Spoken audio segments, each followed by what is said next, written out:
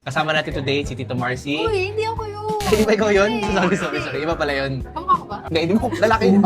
Marcy lang pala. AKA Marcy Eats. Tuturuan ka tayo ng isang cook hack today. Okay, uncle. Wow, huwag kill! Lausi? Lausi na lang kasi tuturuan mo ako eh. Lausi Okay, is okay. teacher or Shensi.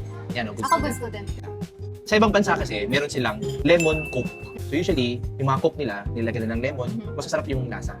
Kasi diba ang cook, masarap sa lalamunan, tapos may konting lemon na asim. Kaso sa Philippines, mas mura ang Kalamansi. tama. Oh, baka naman, no? 1 year supply. Oh. Tama. Char. Pero kailangan zero ah. Diet kami. Diet. Tapos, lagyan mo ng kalamansi. Pala talaga ito. Wow! Kaya nyo guys, iba yung dating nung cook na may halong konting kick ng asim. Tanggalin natin yung ano. Wala din na matatanggal ang pait na nakaraan. Char. Guys, Joke huwag nyo lang. masyadong sinasaktan tong si Marcy Eats.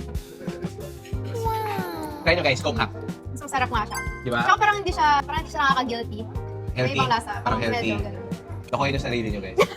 Guys, follow nyo pala Marcy Eats sa TikTok, Facebook, and Instagram.